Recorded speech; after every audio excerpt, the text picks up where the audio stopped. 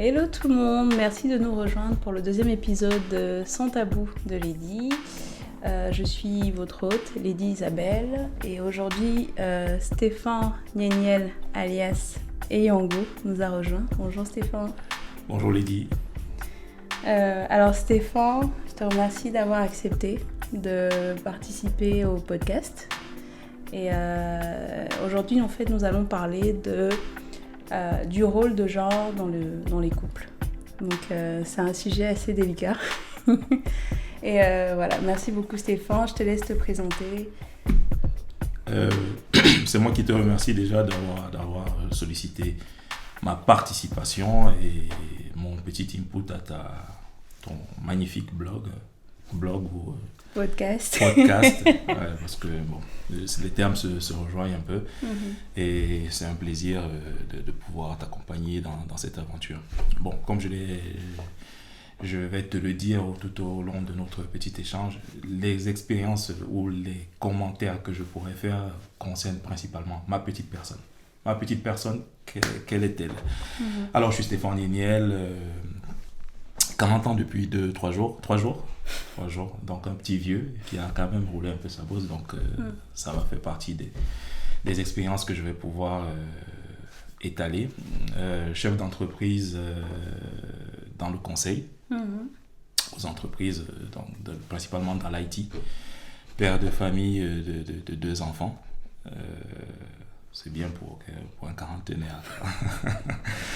Et Camerounais accessoirement, vivant en France, en ayant vécu ailleurs aussi et en ayant travaillé dans plusieurs autres pays d'Afrique, d'Europe et d'Amérique notamment. Voilà. Un sacré parcours, hein. Oh, je vais rougir un peu, mais il n'est pas si impressionnant que ça. Bah si, quand même. C'est déjà père de famille, 2 enfants. Et comme on va parler du rôle de genre, en général, ça touche, entre guillemets, nous. Mais finalement, ça touche aussi l'éducation de nos enfants. Comme on va parler du rôle de genre dans les couples. Donc ça touche vraiment plusieurs sujets. Que ce soit dans le domaine professionnel, dans le domaine social. Voilà. Donc, bon, après... je pense que tu es la bonne personne. Quand je pensais à toi, je me suis dit non, Stéphane, c'est la bonne personne justement qui pourra parler du sujet. Et en plus, je trouve que tu as une façon d'expliquer les choses, en tout cas que moi j'apprécie. Je vois la maturité, donc merci en tout cas d'avoir accepté de faire Je suis flatté. Quand je dis père de famille, c'est aussi, ça englobe, bon on en parlera, ça englobe ma place dans une famille qui a été construite par mes grands-parents, mes parents, et aujourd'hui qui se poursuit avec mes enfants et tout ce qu'il y a autour. D'accord. Donc du coup, tu es même finalement bien placé. En fait, quand on parle pour ceux qui ne comprennent pas, parce que tout à l'heure, j'ai une amie qui m'a demandé c'est quoi un rôle de genre? Elle était un peu perdue. À quoi ça... Elle me demandait à quoi ça fait référence. Et en fait, je lui ai dit, le terme, en fait, rôle, enfin, quand on parle de rôle de genre, donc déjà, dans le terme rôle, de façon générale, ça comprend, en fait, les tâches et les conduites qu'un individu est censé effectuer en fonction du statut qu'il occupe. Et dans le terme genre, en fait, même s'il est associé au sexe, donc qui est une variable biologique, plutôt le terme genre, en fait, c'est une variable culturelle.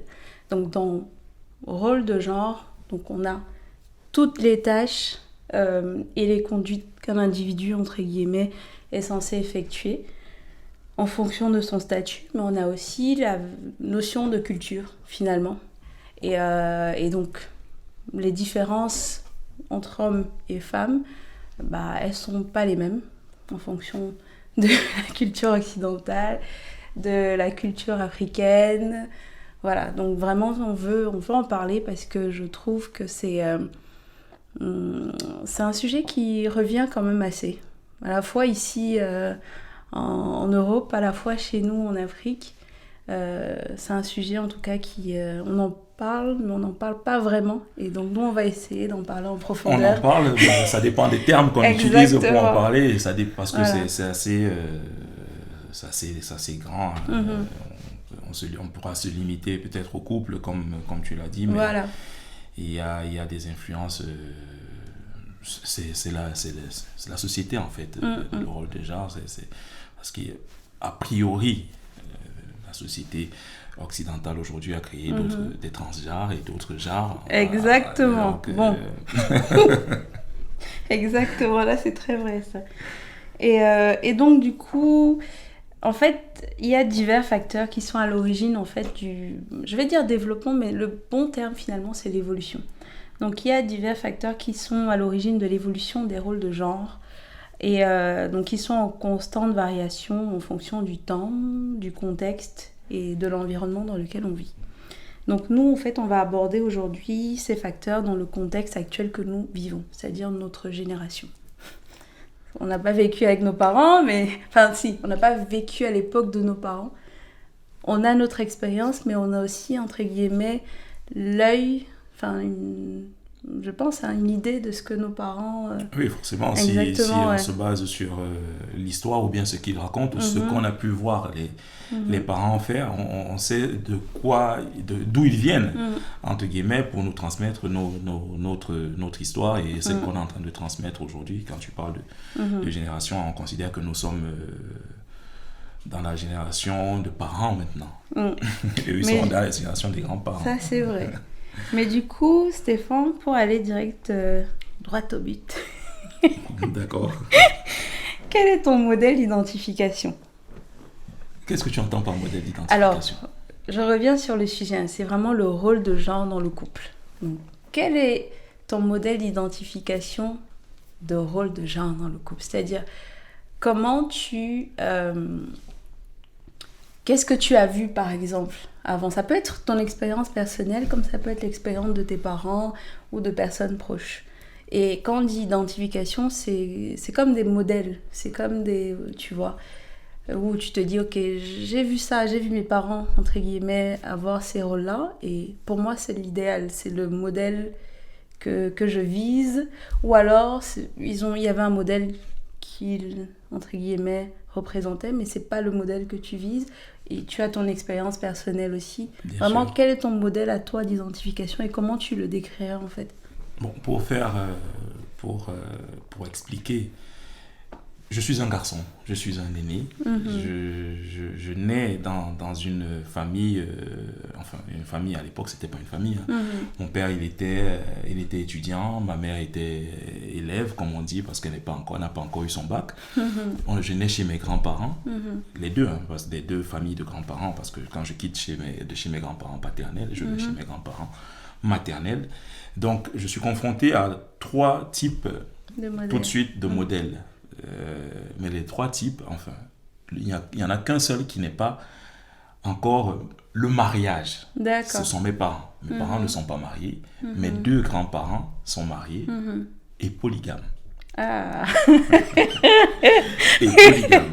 D'accord. Donc, étant un garçon aîné, tout de suite, on a un héritage qu'on reçoit. L'héritage que je reçois, c'est 2 grands-parents, hommes, forts, capables d'avoir 2 femmes ou plus, d'avoir la possibilité d'héberger plusieurs enfants chez eux, dont leurs petits-enfants et les cousins de leurs enfants, et les femmes de leurs cousins qui sont perdus dans leur foyer et tout.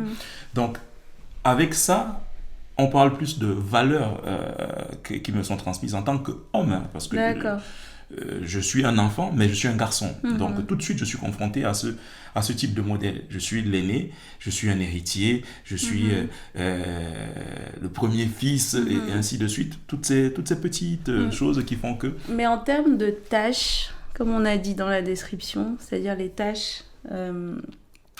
on avait dit quoi ? C'était les tâches et qui les sont conduites. Inhérentes à mon rôle. Voilà. Donc, celles que moi j'observe, c'est les grands-parents, et plus tard ma mère, et plus tard donc ce qui va conduire à ce que je peux avoir comme expérience, c'est mes 2 grands-parents sont des bosseurs. Ils sortent le matin, que ce soit après pour aller au champ ou alors casser la forêt. Les 2 parents masculins travaillent. Les 2 parents féminins sont pas au travail, mais elles travaillent pour garder la famille et elles sont commerçantes. D'accord. Donc, au-delà du fait qu'elle s'occupe des petites tâches ménagères, de savoir qui va faire le ménage, qui va s'occuper des biberons, qui va faire quel repas, parce que ma mère elle était à la fin de l'adolescence, donc elle faisait des petites tâches ménagères à la maison. Au-delà de ça, mes grands-mères, après, ma grand-mère paternelle, elle vendait des mets de coquilles. Ah. Et ma grand-mère maternelle était commerçante de beignets. Donc, au-delà de ça, ils avaient leurs petites affaires qui ramenaient de l'argent et qui permettaient de faire quelques petits trucs en plus de ce que ramenait donc elles accompagnaient un peu l'homme finalement. Voilà. Donc, elles étaient actives. Et donc, dans ce modèle-là, on grandit en sachant que une femme, elle est responsable du foyer, mais elle peut ramener. D'accord. Elle peut faire l'extra mile pour équilibrer les foyer, petites faiblesses financières de l'homme. Okay. Voilà. C'est pas mal ça déjà comme Ce modèle-là m'a inspiré et je pense que ça tend vers quelque chose de beaucoup plus équilibré. Après, on ne va pas entrer dans les détails du respect ou pas. Ça se gère au sein du couple fondamentalement. Mais dans la répartition des tâches, pour avoir une idée d'un point précis, dans la répartition des tâches, ça semblait être le modèle le plus... Donc c'est un modèle, même si pas très récent, finalement, c'est un modèle auquel tu t'identifies. Quand tu dis pas très récent, finalement, ce n'est pas un modèle moderne, entre voilà, guillemets. Exactement, ouais. Mais c'est le modèle qui est aujourd'hui celui européen. Ouais. On va tous les deux quelque part chercher quelque chose. Et quand on rentre, c'est madame, quand on rentre, ceux qui rentrent avec une dame à la maison, c'est elle qui s'est occupée de savoir où est-ce que les poussières vont être cachées, où est-ce que se trouvent les boîtes de conserve et finalement, si on n'a pas pu payer la dernière facture d'électricité, elle doit pouvoir subvenir à cette petite tâche-là, on va dire. D'accord. Voilà. Ok. Bon, en tout cas, c'est bien. J'aime beaucoup cette représentation-là. Parce que tout le monde n'a pas la même expérience. Forcément. Et c'est très bien. En tout cas, j'aime beaucoup cette représentation à laquelle tu t'identifies. Et je vais te poser une question, parce que beaucoup de gens en parlent. Et ça revient beaucoup quand on parle de rôle de genre. C'est on parle de la soumission des femmes dans le couple. Alors, quel est ton avis sur le sujet ? Ça englobe plein de réponses. On pourrait épiloguer. Bon, ce n'est pas le sujet aujourd'hui. Déjà, quand on est dans un rôle de genre, ça veut dire que il y a dans notre cas, il y a un genre masculin, il y a un genre féminin. Le genre féminin a ses attributs, a ses caractéristiques. Et le genre masculin également. Donc, tu entendras souvent ne fais pas comme une femme pour un homme, par exemple, quand on veut lui dire ne te plains pas, ne pleure pas. Et puis, ne fais pas comme un homme pour une femme quand elle commence à hausser le ton. Donc, en ayant défini ces différents genres et ces différents attributs socioculturels de notre éducation, quand on parle de soumission, qu'est-ce que moi j'en pense? Je pense que dans un couple, aujourd'hui, je ne vous projette pas dans le futur, parce que comme je t'ai dit, c'est les modèles que moi j'ai pu expérimenter. Aujourd'hui, dans un couple, il faudrait qu'il y ait un leader, leader qui est connu de ceux qui ne sont pas dans le couple. D'accord. La femme peut être insoumise, entre guillemets, dans le cadre de la relation qu'elle entretient avec son homme dans son foyer. Mais une fois qu'ils ont ouvert la porte à d'autres personnes qui ont le même bagage socioculturel qu'eux, le même héritage socioculturel qu'eux, elle doit faire en sorte que la place qui est perçue par les autres, bien qu'ils D'accord. ne vivent pas pour les autres, hein, la Ok. place qui est perçue par les autres lui donne un certain retrait par rapport à son homme. Donc, femme soumise ou pas, je préfère une femme qui écoute son homme. Voilà. D'accord. Ok, si je reviens à ce que Stéphane dit. Donc, il dit que on peut être insoumise quand on est dans la maison et devant les gens, on doit être soumise, c'est ça? Dit comme ça, c'est un peu... Oui, non, mais... insoumise, je veux dire savoir faire porter son avis. Voilà. D'accord. Parce Ok. que de ne pas être béni, oui, oui, comme on dit. Non, pour toi, la soumission, c'est dans le fait de dire ce qu'on pense, de porter son avis. Qu'est-ce que l'insoumission pour toi? Parce que justement, je pense que c'est déjà là où... C'est pour ça que je te demande, c'est quoi ton avis sur le sujet? Moi, qui suis une femme, ok, je pense, avant, hein, je précise, avant, j'avais une idée de la soumission comme c'était sois femme et tais-toi. C'est, D'accord. on te dit fais quelque chose, tu fais, tu ne dis pas ce que tu penses. Effectivement, ça rejoint un peu ce que tu dis. Et avec le peu d'expérience que j'ai compris que c'était pas ça. J'ai compris que c'était dans la façon de s'exprimer, dans la façon de faire passer les messages. Exactement. Et que on pouvait s'exprimer, mais qu'il fallait tenir compte de l'ego, parce que vous avez un ego. Dans les deux cas, hein, dans les deux cas, il y a des égos. Voilà. Et donc, le fait de tenir compte justement de ces variables-là, on pouvait, comme dit souvent ma tante, il faut savoir flatter les hommes. Donc, il faut savoir parler et communiquer. En tout cas, dans la manière de communiquer, on peut être soumise. C'est ce que j'ai compris. Maintenant, je ne sais pas si c'est ça.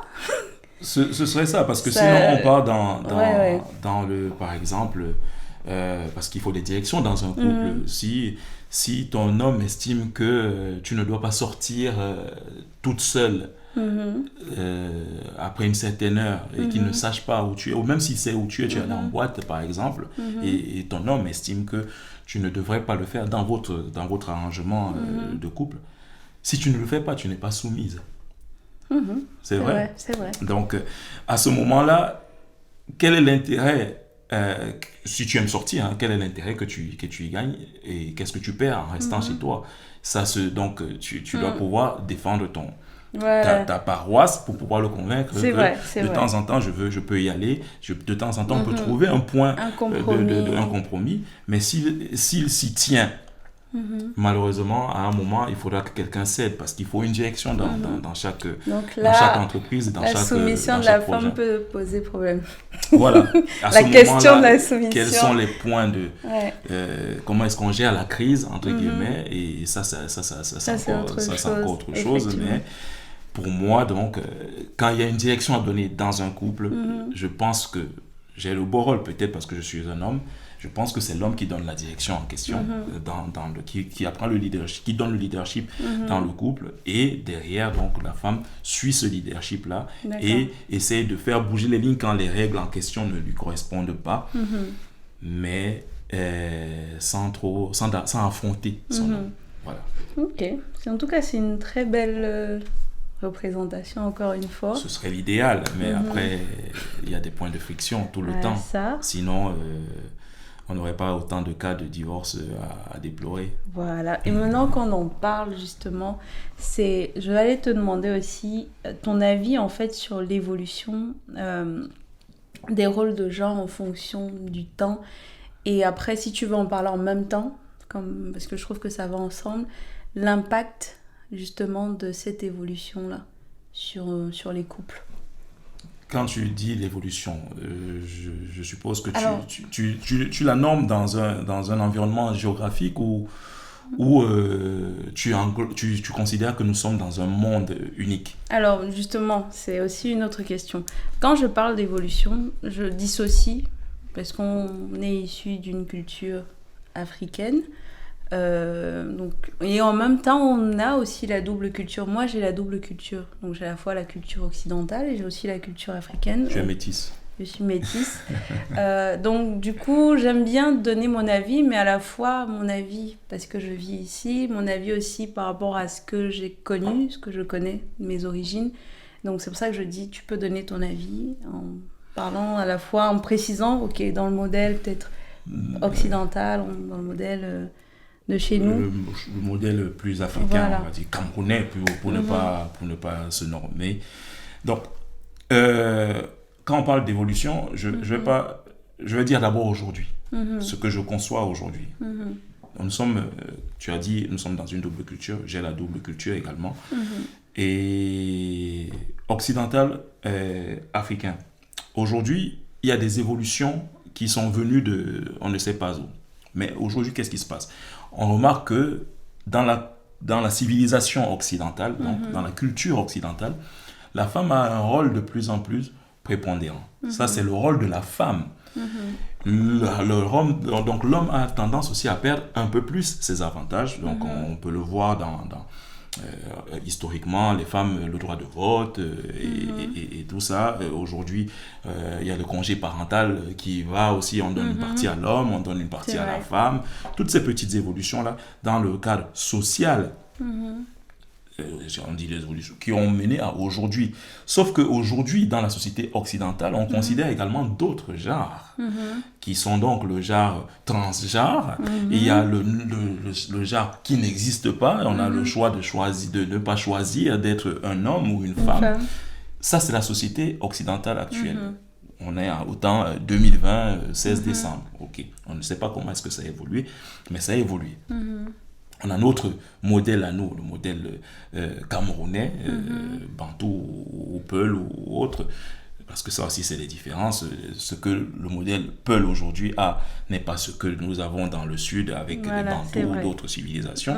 Ils sont encore beaucoup plus poussés dans le côté patriarcal avec donc les influences poussée de l'homme sur le foyer et dans ces termes-là, avec la polygamie qui est encore très, très présente, le fait que les enfants vont en mariage les enfants femmes vont en mariage beaucoup plus tôt, alors que nous, dans les sociétés un peu plus du sud du Cameroun, pour ne pas dire ça, pour dire des sociétés africaines moins musulmanes finalement, on a la possibilité de choisir il y a moins de mariages arrangés.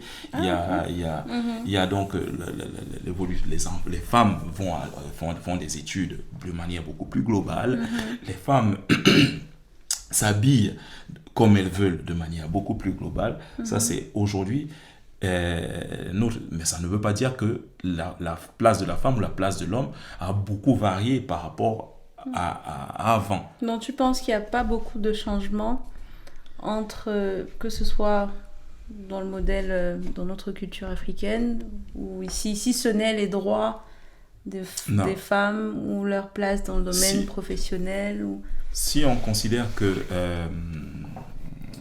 on va prendre le mariage qui est donc l'union entre deux genres, entre guillemets. On va partir de l'évolution du mariage pour se dire que voilà comment la société a évolué, la société homme-femme, parce que c'est l'influence, c'est le socle de l'influence entre deux personnes de sexe différents. Après, il y a les influences entre deux personnes. Bon, ça, on est en train de dériver. Le mariage, à l'époque, sur les recherches de ces chercheurs-là, je n'ai pas les références en tête, désolé. On est parti de ce qu'ils appelaient la barbarie, si je me souviens bien. La barbarie, c'était une société. Tout le monde peut être avec tout le monde. C'est une polygamie, en fait. Un groupe avec une polygamie. Je peux être avec toi, je peux être avec une autre femme, et tout, au sein du groupe. Mais les femmes sont responsables des enfants. Okay. Après, on est passé à l'ère sauvage, entre guillemets, où non, c'est un homme. On fait abstraction des autres sociétés. Je suis en train de parler d'une société occidentale typique et une société aujourd'hui africaine typique, sans dériver. Donc, un homme a plusieurs femmes. On a introduit la polygamie où la femme n'a plus le droit d'avoir plusieurs partenaires, mais elle est toujours responsable des enfants. Pour la monogamie aujourd'hui.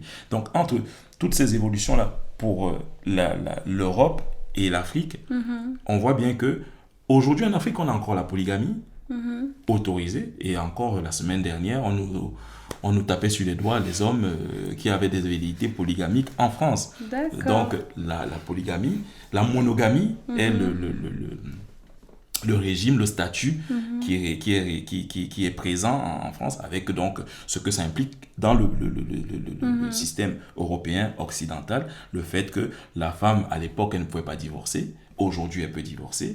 Le fait qu'avant, elle ne pouvait pas voter. Donc, il y a eu beaucoup plus d'évolution en faveur du genre féminin dans la société occidentale que dans notre société où, certes, il y a eu des femmes ministres, il y a eu des femmes chefs d'entreprise, il y a des femmes chefs d'entreprise, tu es là, tu portes le jean et tout, on a évolué, mais notre société a encore des normes patriarcales très très fortes qui font que si par exemple, ça existe en Occident, si par exemple tu es la femme et que c'est toi qui ramènes le plus d'argent à la maison, tu es soumise à des normes qui font que la pression sociale t'invite à te plier, à te soumettre. À ton mari.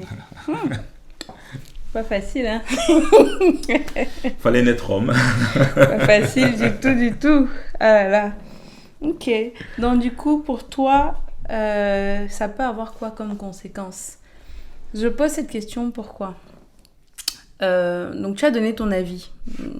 Je me lance aussi parce que je trouve que c'est un sujet aussi qui me parle. C'est effectivement, moi, si je dois parler de l'évolution du rôle de genre, moi, ce qui ressort, effectivement, c'est que la place de la femme a changé, effectivement. Et je te rejoins, tu as dit la place de la femme a changé. Elle a beaucoup changé en Occident, très peu changé chez nous.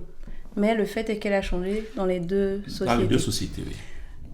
Pourquoi la place de la femme a changé? Et j'ai compris aussi en observant que c'est dû au fait que effectivement il y a la mondialisation, on se calque beaucoup sur le modèle occidental et notre génération finalement, les gens ont envie de s'épanouir en fait. Il y a la notion d'épanouissement personnel. À l'époque, je ne dis pas que les femmes n'étaient pas épanouies, je le pense, enfin maintenant je n'étais pas là à l'époque, mais je me dis, hein, parce que quand je parlais à l'époque à ma grand-mère, je lui posais des questions. Ce que moi j'ai envie de faire aujourd'hui, je suis pas sûre que ma grand-mère avait envie de faire avant. Donc j'ai l'impression que aujourd'hui notre génération, les femmes ont aussi envie d'être épanouies. Et le fait que les femmes revendiquent leur épanouissement et leur place dans la société, ça bouscule un petit peu cette notion de rôle de genre en fait. Oui, bien sûr. Voilà. Bien et d'où, quand on va parler des conséquences, je ne sais pas si tu veux en parler, des conséquences finalement dans les couples aujourd'hui. Écoute, les divorces, tu sais les frictions. Ce qui est marrant, c'est que ton discours est typiquement calqué sur ton genre. Je suis d'accord, mais je ne veux pas parler des hommes. Tu décris ce que tu peux vivre en tant que femme. Exactement, forcément, je ne peux pas savoir ce que tu vis en tant que femme et le modèle que tu te dépeins en tant que femme.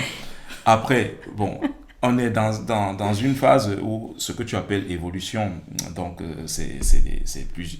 moi, je te l'ai dit tout à l'heure, en off, quand on parlait, j'appelle ça des mutations plutôt, parce que évolution, pour moi, dans ma représentation, c'est qu'il y a du positif. Et pourtant, je ne suis pas sûr que ce soit forcément positif. Je ne dis non, pas que c'est négatif. L'épanouissement. Non, je ne dis pas que c'est négatif. Parce que on a tendance à, comme tu as dit, à calquer sur le modèle occidental. Bon, il y a du bon, il y a du mauvais. Je ne vais pas refaire l'histoire.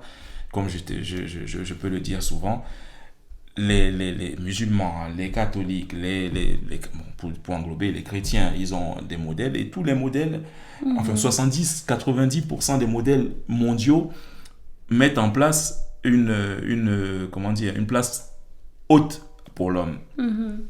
On enlève la côte d'Adam, on donne 9 femmes. Je ne veux pas blasphémer, hein, mais je pense que c'est le cas pour le prophète et ainsi de suite. Donc, quand tu appelles épanouissement, c'est parce qu'aujourd'hui, tu es dans une culture, dans une ouverture mondiale qui te fait avoir envie d'être belle, maquillée, de voyager toute seule, de ne pas mettre de voile pour certaines cultures, parce que c'est ce que toi tu conçois comme épanouissement. Dans un modèle où tu n'as pas accès à cette vision-là, tu n'aurais pas eu la même frustration, je ne pense pas.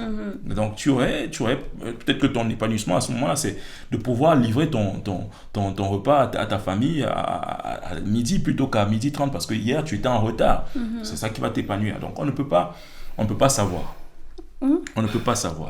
Aujourd'hui, moi j'ai une fille qui a 17 ans dans quelques jours. Qu'est-ce que j'attends de ma fille? Forcément, j'attends de ma fille que dans un modèle occidental où elle a une place, elle est capable de se battre et de s'en sortir, j'attends d'elle qu'elle soit autonome. Et je vais donc, comme je t'ai dit, on est le 16 décembre, je vais donc te dépeindre un modèle, puisque c'est ça qui est actuel, qui est le cas de notre vie aujourd'hui dans notre culture camerounaise, c'est le syndicat. Ah. Donc, pour illustrer pour illustrer donc tout ça, c'est ce côté évolution par évolution, place de la femme et ainsi de suite. Le syndicat qui régit donc le transport, les 2000 francs de transport pour les copines qu'on a invitées ou qu'on a rencontrées, qu'on vient de se rencontrer, qui demandent. Donc, tu vois la place que la femme, même dans son évolution, elle garde au sein il faut l'argent il faut l'argent. Elle attend, elle est capable de payer son taxi. Non, mais elle est capable de on se n'a faire jamais l'argent. Elle est capable Ma de chérie, se faire des tu n'as jamais cadeaux. l'argent. Elle est indépendante, tu es indépendante, mais quelque part, tu espères que quand tu rencontres ton homme, Bah oui. il est capable de faire l'extra, de t'offrir ça, ou Écoute. de donner, ou de... Moi, donc, ce que j'attends, puisque nous sommes dans ce monde-là, c'est que non, ma fille n'attend pas les 2000 francs de transport d'un gars. Okay. Et que, aussi, parce que c'est ça, on est dans une culture, on parle d'évolution ou d'épanouissement. Si elle n'attend pas les 2000 francs d'un gars, qu'elle soit capable de dire à un gars, tu me plais, et j'aimerais bien qu'on soit ensemble, et ainsi de suite. Donc, créer un monde, puisque c'est le monde dans lequel vous pensez, je te parle directement en tant que femme, vous pensez que vous êtes épanoui. Prenez la place qui vous est, que vous pensez vous revenir. Mais personnellement, ça c'est parce que c'est l'évolution on est en train et que je pense que si on doit se retrouver dans une confrontation, il ne faut pas que ma fille soit la plus faible. Donc elle soit au niveau des hommes, voire au-dessus. Ça, mais sinon, je préférais quand même quand l'homme était un peu plus responsable de ce type de tâches et que les femmes affirment que nous, on accepte que c'est notre place. Mais elles ne veulent pas accepter cette place, mais elles veulent les avantages de cette place. Ok. Voilà. Le voilà là à la fin. Ok. Moi, si je peux donner mon avis sur ça, parce que je pense que je suis aussi bien placée. Bien sûr. C'est... avant, j'ai grandi, j'ai passé plus de temps en France qu'au Cameroun d'ailleurs. Je suis arrivée quand j'avais 14 ans, j'en ai 32 aujourd'hui. Avant, c'est vrai que quand on vit en Afrique, on voit l'homme comme celui qui, en anglais on dit provide, c'est celui qui ramène à manger, c'est celui qui s'occupe de tout. La femme qui s'occupe le rôle du genre, la femme qui fait à manger, qui va au marché, qui s'occupe des vêtements de tout le monde, de son mari, de toute la famille, qui demande à son mari de l'argent, voilà. Après, j'ai aussi connu des femmes qui avaient aussi leur activité à côté, comme toi, avec tes grands-parents, enfin tes grands-mères, qui travaillaient. Ma grand-mère aussi vendait les beignets pour que mon père puisse aller à l'école. Donc, j'ai connu ça, mais c'est vrai que en venant aussi ici, j'ai vu aussi des femmes qui travaillaient, des femmes qui rentraient fatiguées et qui étaient aidées par leur mari. Et donc, du coup, j'ai pas beaucoup vu justement cette différenciation de genre entre le mari et la femme. J'ai vu l'homme rentrer, faire à manger quand sa femme n'est pas là. J'ai vu l'homme faire le linge. J'ai vu la femme rentrer, aller se coucher. J'ai vu les deux donner leur participation pour payer les charges. J'ai vu dans certains foyers où le mari ne travaille pas, la femme travaille. Donc c'est la femme qui, entre guillemets, était le breadwinner, c'est ça? Donc j'ai vu un peu tout ça. Et maintenant que je suis adulte et maintenant que j'ai mes expériences, finalement, je me rends compte, enfin, je pense que j'aimerais conserver finalement le modèle traditionnel. J'aimerais... Si, c'est vrai. Pourquoi? Parce que j'ai travaillé. Je travaille actuellement. Et je me rends compte que je reste une femme, en fait. Je ne peux pas porter le pack d'eau. C'est de quoi je ne peux pas porter les packs d'eau, je ne peux pas changer les ampoules, tout ça. Enfin, j'apprends à le faire, mais c'est pas évident. Je ne peux pas... Il y a des choses que j'ai dû apprendre à faire seule. Et à un moment donné, je m'assieds et je me dis, mais attends, ce serait bien plutôt que ce soit à l'homme de le faire et que moi, je m'occupe d'autre chose. Donc finalement, je reviens au modèle traditionnel et pour moi, c'est le meilleur modèle. Après, chacun sa façon de voir les choses. Oui, bien sûr. Pour moi, je préfère ce type de modèle-là. Maintenant, dans le partage des... Ça, c'est le partage des tâches. Maintenant, dans le comportement, on a aussi parlé de la soumission. Je vous ai donné mon avis sur la soumission. Maintenant, sur les finances, moi, ça ne me dérangerait pas parce qu'on vit à l'étranger de faire 50-50, malheureusement, parce que c'est une réalité ici. Maintenant, ça me dérangerait pas aussi que mon mari me dise il paye 80%. Non, je rigole, mais je veux dire, peu importe, ça dépend. Je pense qu'il faut tenir compte des contextes. Et après, voilà. Mais ce qui est sûr pour moi dans les tâches, je préfère laisser les tâches à l'homme, moi, m'occuper des enfants, faire à manger, machin. Donc pour parler de ça, je disais ça quand je disais que je vais donner mon avis quand il a parlé de sa fille, où tu disais que ce serait mieux que ta fille, entre guillemets, n'ait pas à demander quoi que ce soit à un homme. Je suis d'accord aussi parce que finalement, ça fait qu'on nous respecte. Exactement. Et aujourd'hui, malheureusement, il y a ce problème-là où... En fait, c'est délicat. C'est un sujet délicat parce que ça joue aussi dans le rapport... Dans le couple, Bien évidemment. dans l'entente entre l'homme et la femme. Et c'est bien, on parle des sujets comme ça, mais finalement aussi, c'est beaucoup plus profond que ça. Bien dans évidemment. Le sens où, aujourd'hui aussi, quand ton mari sait que tu peux faire certaines choses, il va te respecter aussi. Ou ton partenaire, voilà. Mais si je peux faire, je fais. Mais après, s'il peut faire aussi...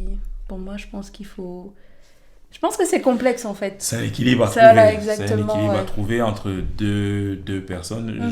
Je pense que tu voulais aborder ce sujet également en prenant plusieurs exemples de couples un peu plus tard. C'est vraiment ça le mot.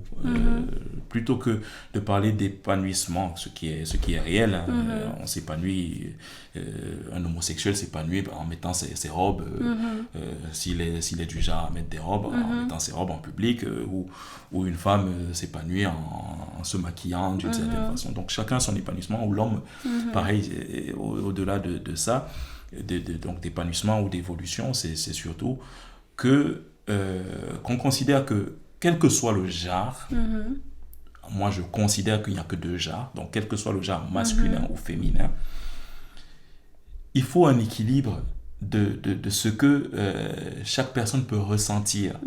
Et au moment où on rencontre, parce qu'on n'est pas forcément appelé à se marier, au moment où on rencontre une personne, même pour le cas d'une amitié, il faut considérer l'équilibre qu'il y a. Donc, comme tu disais, pour porter le pack d'eau, je sais que mon ami, qu'il soit femme ou... Il y a des femmes qui sont capables de porter des packs d'eau. Donc, si elle est capable de porter son pack d'eau, elle portera le pack d'eau. Et moi, je ne suis pas capable, elle ne doit pas se dire que parce que c'est un homme, il doit pouvoir porter le pack d'eau. Mais il faut trouver surtout cet équilibre.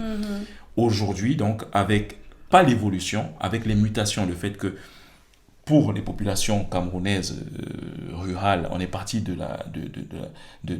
village où on était dans un groupe tribal avec le chant et le bois à casser pour faire la cuisine. On s'est retrouvé en ville où on est dans un monde déjà un peu plus urbain et on part de la ville pour voyager, se retrouver dans un monde où on est confronté à, même plus, ce n'est plus l'urbanisme horizontal, c'est l'urbanisme vertical avec des taux, donc de nouvelles mutations qui sont appelées. Dans ce cadre-là, déjà il faut s'adapter et s'intégrer à ce qu'on vit autour de soi. Et une fois qu'on s'est adapté et on s'est intégré, il faut trouver l'équilibre, le juste équilibre entre nos valeurs socioculturelles héritées de nos ancêtres et le fait qu'on vit dans un monde où il faut donc, pour payer 1 000 euros de loyer, même quand on gagne 10 000, on est heureux de pouvoir se dire que j'ai payé peut-être les 1 000, mais ma femme, elle a payé l'essence pour sa voiture et toutes ces petites tâches-là. Moi, personnellement, je suis un peu plus classique parce que je viens de cet héritage. Je ne donne pas 2 000 francs de transport, je donne un peu plus parce que je me dis que si j'ai travaillé et que j'ai la possibilité d'avoir mes moyens aujourd'hui, je sais ce que j'ai eu comme héritage culturel, je paye. Tant que je peux payer, je suis content de payer parce que c'est comme ça que j'ai été éduqué. Parfois, il peut m'arriver d'attendre qu'on me fasse un cadeau ou qu'on m'apporte de l'aide parce qu'on n'est pas à l'abri de mauvais coups, mais il faut pour être un peu dans le sens de la religion, il faut embrasser ces bénédictions. Quand tu peux payer et que tu peux subvenir aux besoins de ta famille mononucléaire, c'est-à-dire ta femme et tes enfants, ou ta maman, tes soeurs, et ainsi de suite, et aider, n'hésite pas, fais-le. D'accord. Du coup, on va aller rapidement. J'allais te demander globalement, que tu donnes un exemple de problème commun que rencontrent les couples par rapport à voilà, lié au rôle de genre. Et quels conseils tu donnerais justement à ces couples? Les problèmes qui peuvent découler de ce... Ils peuvent être multiples, hein, parce que chaque couple a sa vérité, chaque projet marital a sa vérité, mais à mon avis, une fois qu'on est dans un environnement où on fait bien la part, parce qu'on parlait comme ça des Africains, des Occidentaux, ça arrive très souvent aujourd'hui dans les couples américains, noirs américains, pour ceux que moi je côtoie, le fait que la femme, parce que chez eux, historiquement, les femmes, elles sont beaucoup occupées des enfants, toutes seules, les mecs, ils allaient à gauche, à droite, donc les femmes ont grandi avec cette capacité à se dire, je peux le faire, et elles parlent mal, comme on dit, entre guillemets. Donc, ça peut être un des problèmes aujourd'hui, le fait que les femmes, elles parlent fort, elles parlent mal, elles se disent que... Le problème de communication. Donc, c'est ça. D'accord. Et quels conseils tu donnerais justement à... Mieux communiquer. D'accord. C'est pas mal.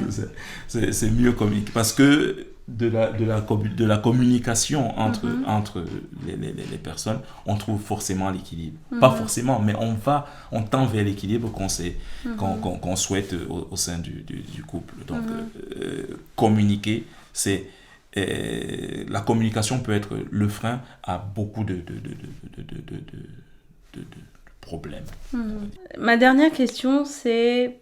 Enfin, c'est même pas une question, hein, c'est...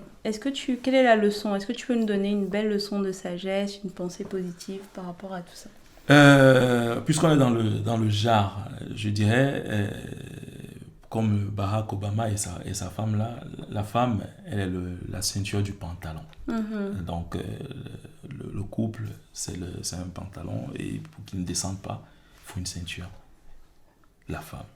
Okay. Voilà, pour conclure. Bien dit. Ok, nous allons clôturer cet épisode. Merci à vous tous qui avez pris quelques minutes pour nous suivre. Merci à Stéphane d'être venu. Merci Lydie. Et j'espère que vous avez avec plaisir. J'espère que vous avez passé un bon moment et que vous avez apprécié le contenu de l'épisode. Donc voilà, chaque épisode, en tout cas tous les vendredis, nouvel épisode sera diffusé à 21h. Afin de ne pas rater ce rendez-vous, n'hésitez pas à vous abonner donc, sur la chaîne YouTube de Upgrade Group et à me suivre sur ma page Instagram LadyZo2, donc Zo avec 2 OO. Et vous aurez régulièrement des informations concernant le podcast. Voilà, merci. Ciao.